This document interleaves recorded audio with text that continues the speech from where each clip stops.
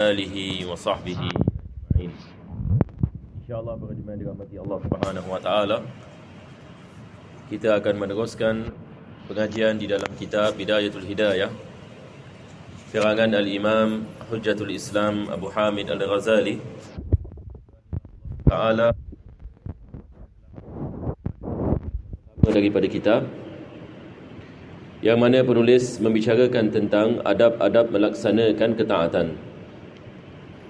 Pada minggu yang lepas kita sedang membicarakan berkenaan dengan hadis qudsi yang mana Allah Subhanahu wa taala mengatakan, ma taqarraba ilayya almutaqarribuna bimisli ada'i maftaratu alaihim wa la yazalu al'abdu yataqarrabu ilayya bin nawafil hatta uhibbah fa idza ahbabtuhu kuntu sam'ahu alladhi yasma'u bihi wa basarahu alladhi yubsiru bihi wa lisanuhu alladhi yantiqu bihi wa yadahu allati yabtishu biha wa rijlahu allati yamshi biha. Ini adalah hadis yang qudsi yang masyhur, yang mana Allah Subhanahu wa taala mengatakan tidak ada satu perkara yang lebih disukai oleh Allah daripada melaksanakan apa yang diwajibkan, dan tidaklah seorang hamba itu melaksanakan sesuatu amalan yang sunnah melainkan Allah Subhanahu wa taala mencintainya. Apabila Allah mencintainya, maka Allah mengatakan, aku adalah pendengarannya apabila dia mendengar, aku adalah penglihatannya apabila dia melihat, sehingga yang di akhir ini al-hadis. Kita membicarakan berkenaan dengan kelebihan amalan sunnah. Maka berdasarkan dengan hadis ini, melaksanakan apa yang disunatkan dalam Islam, dia mendekatkan kita kepada Allah Subhanahu wa taala, dan ia menjadi sebab kita mendapatkan kecintaan Allah Subhanahu wa taala. Dan sebabnya adalah amalan yang sunnah ini, apabila seorang muslim melaksanakannya, i'tikadnya adalah kalau dia tidak melakukannya tidak ada dosa. Maka sebab dia melakukannya adalah untuk mendekatkan diri kepada Allah. Maka disebabkan dengan niat ini dan keikhlasan ini, yang dia hanya melaksanakan amalan ini walaupun ia sunnah, maka ini adalah perkara yang disukai oleh Allah Subhanahu wa taala. Maka ini menjadi sebab seorang hamba dekat kepada Allah Subhanahu wa taala, dan menjadi sebab dia dicintai oleh Allah Subhanahu wa taala. Jadi daripada perkara yang penting kita sebagai seorang muslim perlu kita memahami adalah kepentingan melaksanakan apa yang diwajibkan, dan juga kita usaha sedaya upaya untuk melaksanakan apa yang disunatkan, dan kita tidak mengentenginya. Tidak wajar bagi seorang muslim untuk mengenteng sunnah dengan mengatakan ini amalan kalau kita tak lakukan pun tidak ada dosa. Allah memberikan kepada kita pilihan. Maka sepatutnya tidak begitu. Sepatutnya kita sebagai seorang muslim, apa saja amalan sunnah yang kita mampu melakukannya, kita melaksanakannya, sebab ia menjadi sebab kita menjadi dekat kepada Allah Subhanahu wa taala. Amalan sunnah ini mendekatkan kita kepada Allah Subhanahu wa taala. Itu sebab kita lihat para ulama kita mementingkan sunnah Nabi sallallahu alaihi wasallam. Begitu juga dengan para sahabat radhiyallahu anhum. Mereka melaksanakan sunnah Nabi sallallahu alaihi wasallam seolah-olah ia wajib. Seolah-olah ia wajib. Mereka menganggap menggunakan siwak seolah-olah ia wajib. Sebagai misal, sebab Nabi sallallahu alaihi wasallam mengatakan, laula ana syuqa ala ummati la amartum bisiwak 'inda kulli salah. Kalau sekiranya aku tidak takut aku membebankan umatku, akan aku mewajibkan siwak bagi tiap-tiap salat. Umar Al-Khattab syadid berkenaan dengan masalah siwak. Apabila berlaku peperangan, apabila dia menjadi khalifah, dia menanyakan kepada tenteranya, semua kamu ada siwak, ajib. Dia menanyakan, maksudnya bagaimana dengan amalan sunnah? Allah memberikan nusrah kepada umat Islam selagi mana kita membangunkan sunnah Nabi sallallahu alaihi wasallam. Kalau kita mementingkan sunnah yang wajib, tentu sekali kalau kita mementingkan sunnah Nabi sallallahu alaihi wasallam, pasti kita akan melakukan yang wajib. Mudah-mudahan Allah Subhanahu wa taala memberikan kepada kita taufik dan hidayah. Jadi kita cuba sedaya upaya insya-Allah Apa saja sunnah yang kita mampu melakukan, kita melakukannya. Kita misalnya ni tiap-tiap hari kita masuk ke dalam tandas, kita baca Allahumma inni a'udzubika minal khubthi wal khaba'ith. Ini doa yang dibaca oleh Nabi SAW. Jadi tiap-tiap kali kita masuk ke dalam tandas, kita mengamalkan sunnah ini. Kalau kita masuk ke dalam tandas ini tiap-tiap hari misalnya 5 kali, Masya Allah, ini kita mengamalkan 5 kali daripada sunnah ini. Kita masuk ke dalam tandas misalnya dengan kaki kiri, ini juga daripada sunnah. Begitu juga adab-adab istinja, adab-adab wudu, sunnah-sunnah dalam wudu, sunnah-sunnah dalam salat. Banyak sekali ya ni sunnah-sunnah Nabi SAW. Maka ini adalah perjalanan kita menuju kepada Allah, mendekatkan diri kepada Allah dengan kita melaksanakan apa yang disunatkan ini di dalam Islam. Seterusnya penulis ini mengatakan, dan engkau wahai penuntut tidak dapat melaksanakan segala perintah Allah kecuali dengan menguasai hati dan seluruh anggotamu pada sekalian masa dan nafasmu, bermula daripada pagi sampai ke petang. Yani Al-Imam Ghazali mengatakan, yakni seorang yang Muslim, penuntut, talibul ilm, yang memahami kepentingan maksud hidupnya di dalam mendapatkan keridaan Allah Subhanahu wa taala dalam tiap-tiap masa dan keadaan. Dia mengatakan seorang itu tidak dapat melaksanakan perintah Allah melainkan dengan menguasai hatinya. Melainkan dengan menguasai hatinya dan seluruh anggotanya pada sekalian masa dan nafasnya. Yani apa maksudnya? Al-Imam Ghazali yang mengajarkan kepada kita bahawasanya tiap-tiap nafas, yakni tiap-tiap nafas ataupun tiap-tiap masa yang berlalu, ia merupakan satu perkara yang sangat mahal bagi manusia. Sebab tiap-tiap masa yang berlalu kita tidak akan dapat mendapatinya lagi. Yakni tiap-tiap minit yang berlalu, boleh tak kita dapat balik? Tak boleh. Tiap-tiap jam yang telah berlalu, kita sudah tidak boleh dapat balik. Ini menunjukkan masa yang berlalu ini sangat mahal. Sebab kita tidak dapat membelinya sama sekali, tidak ada harga baginya. Apa yang berlalu, dia telah berlalu. Dan hakikatnya kita lebih dekat kepada kubur kita. Jadi tiap-tiap detik yang berlalu, dan tiap-tiap saat yang berlalu, tiap-tiap hari yang berlalu, kita tidak dapat mengambil kembali masa yang ini tersebut. Dan hakikatnya kita lebih dekat kepada kubur kita dan maut. Jadi Al-Imam Ghazali mengatakan ini menunjukkan bahawasanya kepentingan kamu melihat kepada masa kamu dan bagaimana kamu nak menggunakannya dalam ketaatan kepada Allah Subhanahu wa taala pada tiap-tiap detik. Masya-Allah.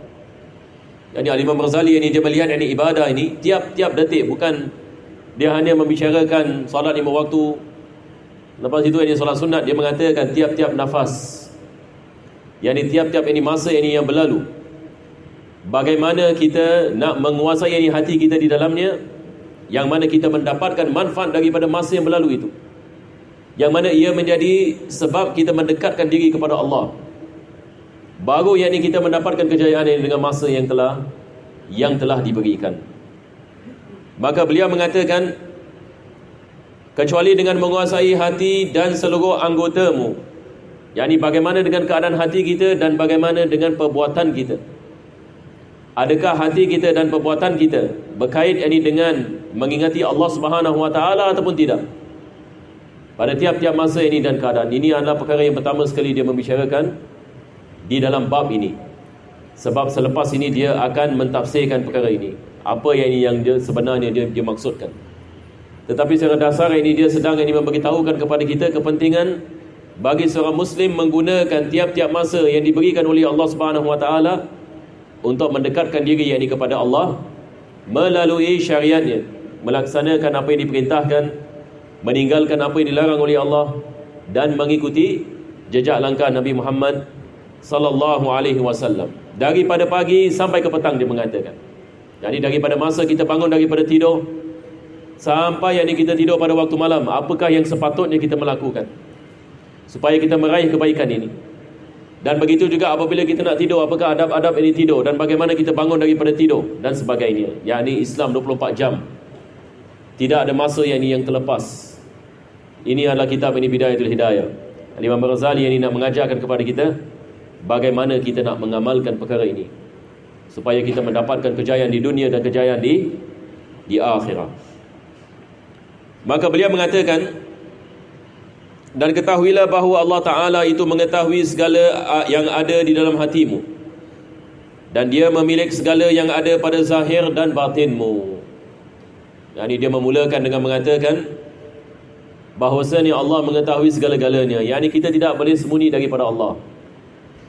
Ini kembali kepada ilmu akidah, seperti mana semalam kita membicarakan berkenaan dengan sifat ilmu ini. Dia adalah sifat yang merangkumi segala-galanya. Yang ini Allah Subhanahu Wa Taala mengetahui segala-galanya sebelum ini wujud segala-galanya, dan tidak ada perkara yang boleh terlepas daripada ilmu Allah Subhanahu Wa Taala. Apa saja yang terlintas dalam hati kita, Allah mengetahuinya.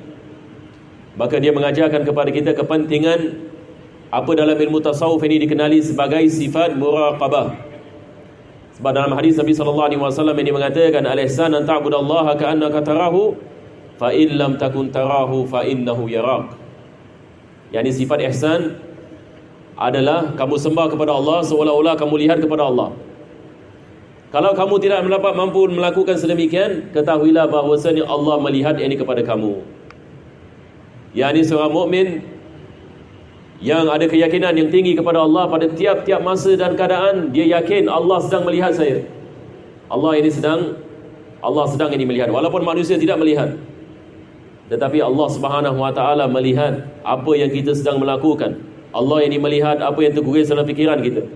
Allah ini sudah mengetahui apa yang kita akan lakukan. Allah sudah mengetahui apa yang kita akan niatkan. Segala-galanya adalah daripada ilmu yang Allah Subhanahu Wa Taala. Maka ini perkara yang pertama beliau mengatakan, hendaklah kamu ketahui bahawasanya Allah mengetahui segala-galanya yang ada pada zahir dan batinmu, dan dia mengetahui segala masamu, lintasan hatimu, dan segala langkah-langkahmu, dan segala diammu dan gerakmu. Jadi segala-galanya diketahui oleh Allah Subhanahu Wa Taala. Dan sama ada engkau bergaul dengan orang ramai ataupun engkau duduk bersendirian, sebenarnya engkau sentiasa di dalam perhatian Tuhanmu. Maka tidak diam sesuatu yang diam di dalam mulk, alam yang nampak oleh manusia dan alam malakut, alam yang tidak nampak oleh manusia dan tidak bergerak, segala bergerak kecuali Tuhan yang menguasai sekalian langit dan bumi, melihat dan mengetahui, seperti firman-Nya, ya'lamu kha'inatal a'yuni wa ma tukhfis sudur. Ini Allah mengetahui pandangan mata yang khianat dan apa yang disembunyikan oleh hati. Jadi Al-Imam Ghazali yang mensyarahkan perkara ini, segala-galanya diketahui oleh Allah, sama ada dalam alam mulk ataupun malakut. Ini kita ada alam ini, kita ada alam yang dikenali sebagai alam mulk dan alam ini malakut. Bezanya adalah alam mulk ini adalah apa yang kita lihat. Dunia ini dan langit yang kita lihat, ini mulk. Ini di dalam ini istilah kita panggil ini adalah alam al-mulk. Lepas itu kita ada alam malakut. Alam ini malakut adalah alam yang kita tidak dapat lihat. Allah Subhanahu Wa Taala mengatakan dia menciptakan langit, tujuh langit, dan Allah yang menciptakan alam, yang mana malaikat-malaikat ini melakukan tawaf ini di Baitul Ma'mur. Ini kita memanggilnya alam ini malakut. Begitu juga dengan alam jin, yang mana kita tidak melihatnya. Ini adalah alam ini malakut. Maka kita tidak mengetahui apa yang berlaku di dalam alam dan juga di dalam malakut. Tetapi Allah Subhanahu Wa Taala mengetahui segala-galanya. Ilmunya yang menguasai apa yang berlaku di dalam alam mulk dan juga alam malakut. Dan dia mengetahui segala yang bergerak. Tidak ada pergerakan daripada pasir dan selautan melainkan Allah mengetahuinya. Tidak ada daun-daunan yang jatuh daripada pohon melainkan Allah mengetahuinya. Tidak ada perkara yang bergerak melainkan Allah mengetahuinya. Sebab dia yang menciptakan segala, dia yang menciptakan segala-galanya. Dalam Al-Quran Allah mengatakan ya'lamu kha'inatal a'yun. Kha'inatal a'yun ini mata yang khianat. Yani mata yang khianat ini maksudnya apa? Dia seperti seseorang itu melakukan mengumpat, ini misalnya, tapi mengumpat dengan lisan, tapi mengumpat juga kita ada mengumpat dengan mata. Bagaimana yang ini mengumpat dengan mata? Yang kita menggunakan eye signal. Yang kita nak menghina ini orang, kita tak cakap, tetapi di belakangnya kita menggunakan mata kita yang ini untuk menghinanya. Ini dipanggil yang ini kha'inatul a'yun. Maka Allah Subhanahu wa taala mengetahui apa yang dipandang oleh mata, yang dimaksudkan oleh mata. Wa ya'lamu ma tukhfis sudur. Dan Allah yang Maha mengetahui apa yang tersembunyi di dalam yakni hati manusia. Maka ayat ini Al-Imam Razali menukilkan setelah dia mensyarahkan yakni tentang ilmu Allah Subhanahu wa taala. Jadi apakah ini kait mengait yakni ilmu Allah dengan perbuatan kita? Yakni kaitannya adalah kepentingan kita memahami bahwasanya Allah mengetahui segala gerak-geri kita. Bahwasanya Allah mengetahui segala lintasan fikiran kita. Apabila yakni kita mengetahui yakni Allah sedang melihat kita pada tiap-tiap masa dan keadaan, maka kita tidak akan melakukan perkara yang bercanggah dengan apa yang Allah perintahkan. Sebab ini kita faham ini Allah sedang melihat. Allah sedang yakni melihat yakni saya. Ini adalah maqam seperti mana kita mengatakan maqam al-muraqabah. Nabi SAW sebut ini di dalam yakni hadis yakni Jibril. Ini menunjukkan keyakinan dari seseorang itu kepada Allah Subhanahu wa taala. Itu sebab ini sebahagian yakni ulama mereka mengamalkan yakni jenis yakni zikir dengan mengatakan Allahu nadhiri. Mereka mengatakan Allahu nadhiri. Allah yakni sedang melihat saya. Kenapa mereka mengatakan sedemikian? Yakni mereka nak menghidupkan makna muraqabah. Kalau kita menanyakan adakah ini senang ke susah? Kita nak rasa yang Allah sentiasa lihat kepada kita. Kalau saya menanyakan soalan ini agak-agak senang ke susah? Senang ke susah ya? Ya, ini susah. Bukan. Kalau ia perkara yang senang, Masya Allah, yani kita ramai yang jadi wali. Ramai yang jadi manusia-manusia yang dekat jadi kepada Allah Subhanahu wa taala. Kalau kita mengatakan perkara ini perkara yang senang, yakni kita sentiasa dalam keyakinan Allah sedang melihat saya. Allah sedang ini melihat saya. Yakni tiap-tiap yakni nafas Allah yang sedang ini melihat saya. Yakni maksudnya ingatan ini sentiasa ada pada kita. Ini bukan perkara yang mudah. Kalau tak percaya apa saya mengatakan, nanti lihat, nanti kita keluar masjid tengok macam mana. Kita lihat ini fikiran kita ke mana. Tapi insya-Allah kita cuba ya ni, insya-Allah. Mudah-mudahan Allah mudahkan. Kita jangan sekali kita putus asa. Ulama kita juga mengatakan jangan kita mengatakan oh ini susah ni, saya mustahil saya boleh mengamalkan ini. Ini juga masalah hari ini. Jangan kita menganggap perkara ini sebagai mustahil kita dapat mengamalkannya. Kita bilang insya-Allah. Kita mengatakan sami'na wa ata'na. Kita dengar dan kita cuba, insya-Allah ini kita akan yakni melakukannya, dan kita berdoa kepada Allah, Allah memberikan taufik, dan tidak ada mustahil bagi Allah Subhanahu wa taala kalau Allah nak memberikan sifat ihsan ataupun muraqabah ataupun musyahadah, dan Allah yang nak menjadikan seseorang itu dekat kepadanya misalan. Ini tidak mustahil bagi Allah Subhanahu wa taala, tetapi ia memerlukan yakni kepada usaha yakni dan doa. Mudah-mudahan ini Allah memberikan kepada kita kemudahan ini, insya-Allah, amin ya rabbal alamin. Bismillahirrahmanirrahim. Alhamdulillahirabbil alamin. Allahumma shalli wa sallim ala sayyidina Muhammad wa ala ali sayyidina Muhammad. Rabbana atina fid dunya hasanah wa fil akhirati hasanah wa qina adzabannar. Sallallahu ala sayyidina Muhammadin wa ala alihi washabbihi wasallam. Alhamdulillahirabbil alamin. Taqabbalallahu minkum. Wassalamu alaikum warahmatullahi wabarakatuh.